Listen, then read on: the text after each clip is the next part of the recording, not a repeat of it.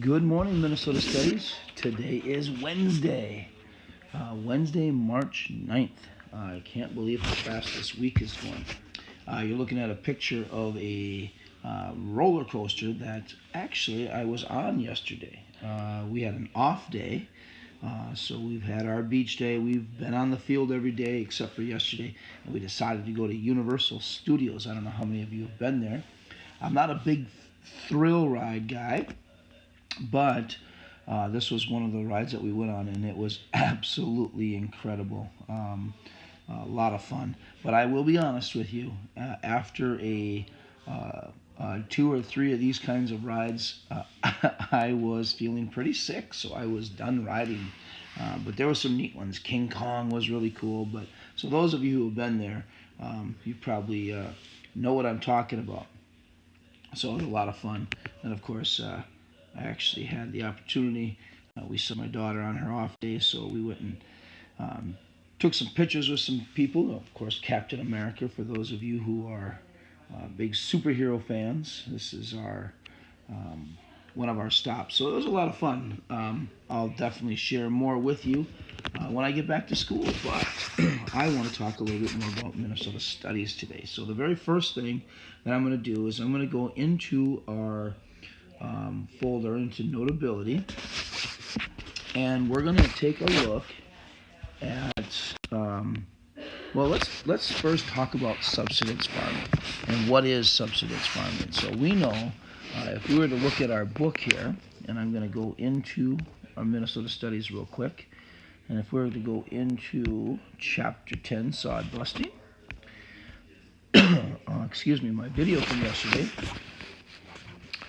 we were starting to talk about starting small in Lincoln County.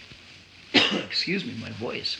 So in September of 1878, a covered wagon pulled by a team of oxen came to a stop on a wide stretch of prairie. The man on the reins was John Tainter, and you could tell that he was in the right place. He and his wife Sarah had claimed 80 acres of land the previous spring. John looked at his wife and he smiled and said, "Well, we've got a home," he said.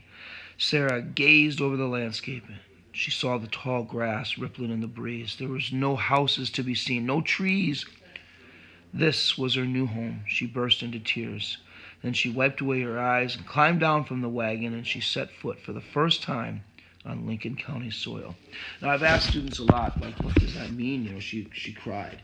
In large part, she cried because they were maybe finally there. Trying to get from the East Coast to the Midwest or the West was very difficult.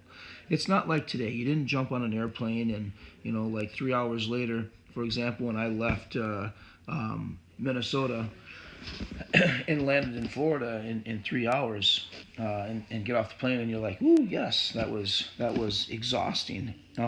And I do have a story about my flight because it was not that easy. But anyways, it wasn't anything like that. You would travel for weeks, months, and there was a good chance that you were going to lose a family member as well. So I'm guessing some of the tears were maybe joy that they finally made it to their destination. The second, and this is probably more true than the first, but this was finally something that they had. It was theirs. And many people that came to this region, they came here to be farmers because they didn't have anything. This was going to be a way for them to get land. So you should have read through this yesterday. You should have read about the tainters and the settlers that were arriving. So here's our word: subsistence farming, the practice of producing enough food to feed one's family, but not enough to sell at market. So that was your vocabulary. So we're going to go back to our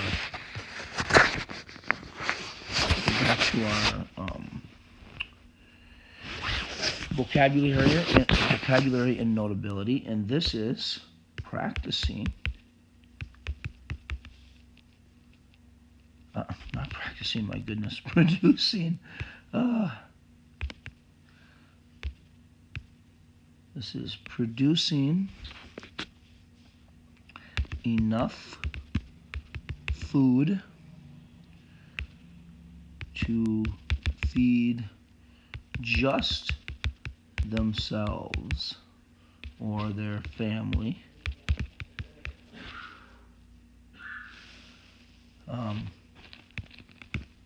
You did not.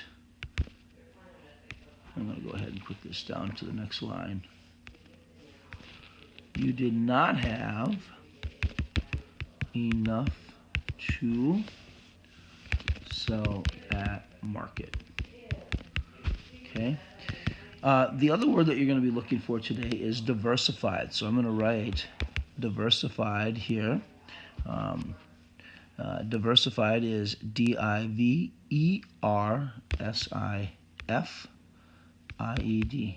So you're going to look up diversified today. That'll be your next word. So if you need to, pause the video right now and write down subsistence farming. Okay. So I'm going to go ahead and highlight subsistence farming here. So now that you have subsistence farming, producing enough food to feed just themselves or their family. You did not have enough to take to market. So now today, what I want you to find is I'm going to want you to find what is diversified farming. Okay? So that's going to be something that you need to do today, and you will find that in your reading. All right. So now let's go back to back to notability, and we're going to go into our chapter 10 comprehension. And here it is again, subsistence farming, and we want to know what is that. So in the box below, you're going to describe each type that you want and draw a picture if you think what each of these farms might look like. So if I were going to, first of all, write about what subsistence farming is, I would write that subsistence farming is, again, producing. Oh my goodness. I am struggling this morning.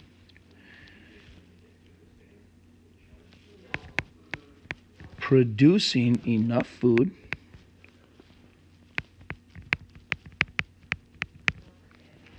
to feed just themselves or, and I'm going to put families here,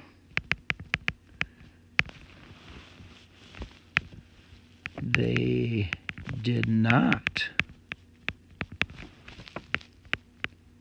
have enough to sell at market. So if I were to think about this, if I wanted to think about what would this look like, they would grow things like potatoes. Not a big field full, but more like a garden that you would have. Potatoes, turnips.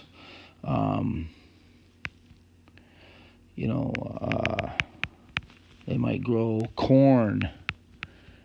Things that you would see in a garden. So if I were drawing this, I might just have my house here. Okay, my house, and then right over here I might just have a garden, and I'd have a few crops, like there was some corn and whatever else. So it's not a real big farm. It's a very small farm. You heard the teachers talk about 80 acres. Now, don't get me wrong, 80 acres is quite a bit, but it wasn't a very, very big farm. So because it was really hard to break this sod, you're going to be learning more about that, okay? So now, today, what you're going to do is you're going to look up diversified farming. What is diversified farming? So again, we're going to go back into our book. So when I go in here, and I hate that I have to keep doing this, but that's what we do. So I'm going to go into my book here, and now you're going to read. We know what subsistence farming is, okay? They make enough. They might be able to, you can see here, trade with neighbors. So maybe I grow a bunch of potatoes and my neighbors grow, carrots. I can maybe trade with them, okay? But they really didn't have a lot to take to land or to the market and sell. So even if they planted wheat, it wasn't a lot to take to market. So they would make wheat or grow wheat so they could make their own flour. because it was a long ways. 35 miles doesn't sound like a lot today. That's going to like Lakeville from Faribault. But back then, that was a considerable day trip. So it was really tough. Struggles and good times. So you've read about the struggles and the good times. Now, today you're going to finish putting in what is diversified farming. So you're going to go all the way to 10.11 in your online book. In your hardcover, that would be around page 198, 199. Okay. Then, this is something that I want you to look at today. This is question number 3 and 4. And it's land. How did we get it? Today you're going to learn a new word. It's called the Homestead Act. Homestead Act of 1862. This is a law that provided up to 160 acres of land to settlers who would live on it and farm it for 5 years. So, Homestead Act is something that I'm also going to have you put into your notes. Now, I know that you see land speculator here. I know that you see market. I'm not going to have you put those into the vocabulary just yet. The only things in vocabulary are going to be subsistence farming and Homestead Act. Okay, so let me go back to vocabulary. And we are going to add Homestead Acts. I'm actually going to write Homestead Acts. So we have diversity there.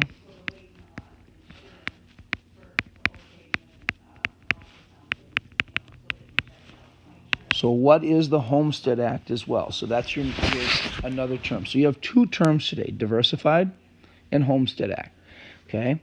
So the other thing that I want you to know is I've placed in your materials today, so if we go to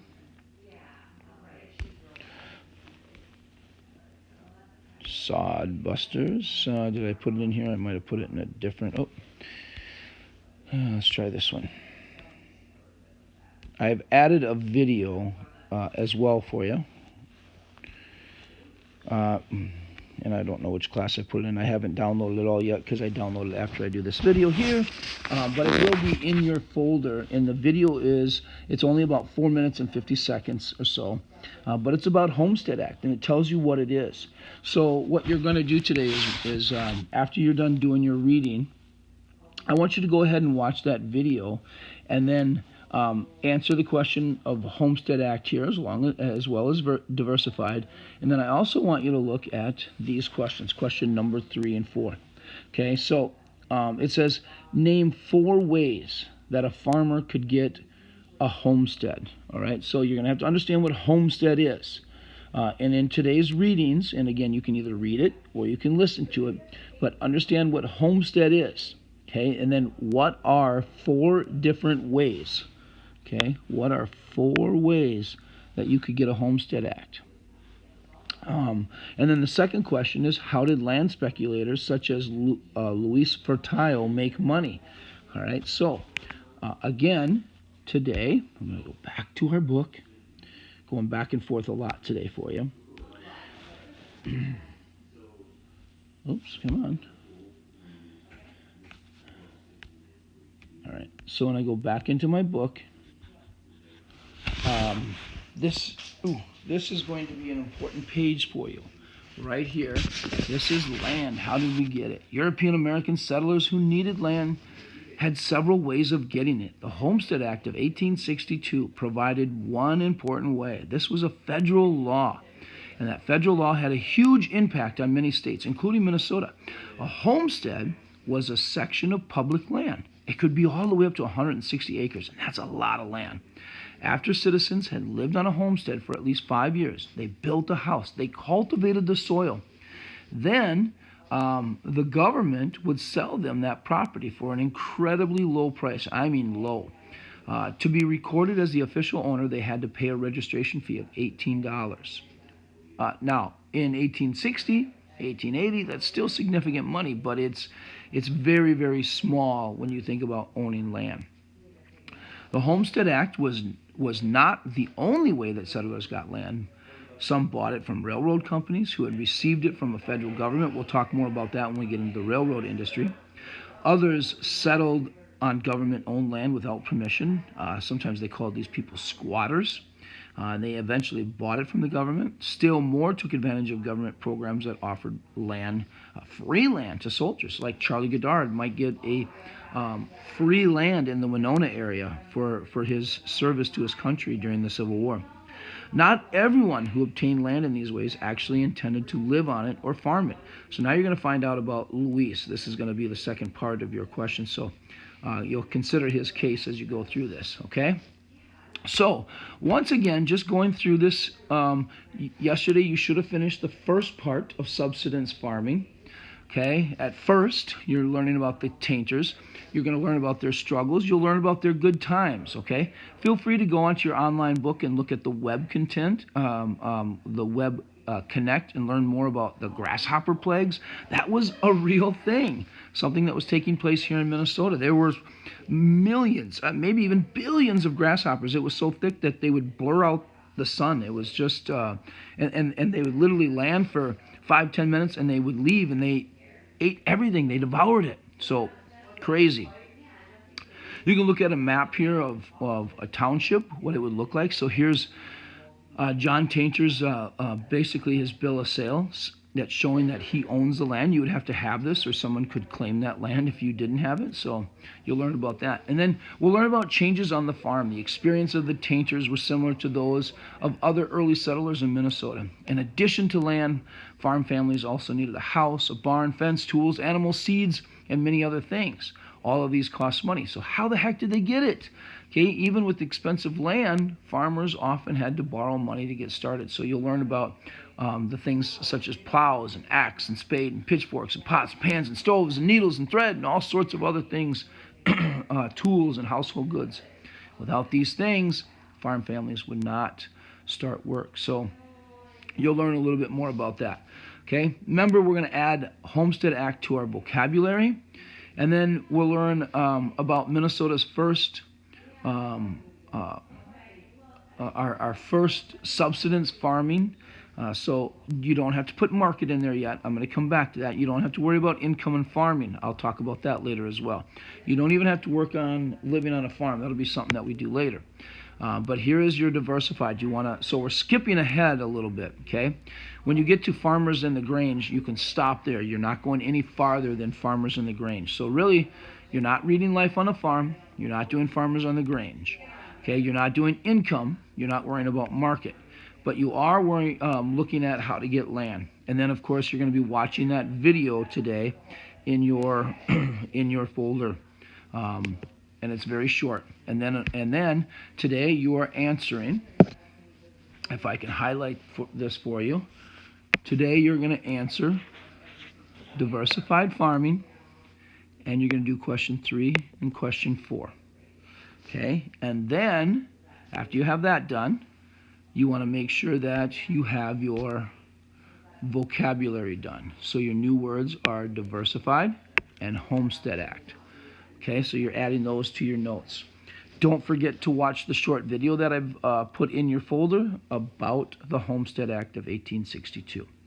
If you have all of that done and all your other work for this class is done, then you may work on something else quietly. You may read, you may draw. Just remember, you cannot be on video games. Okay, that's not allowed. If you have any other questions, feel free to send me a note. Have a great day. I'll see you soon.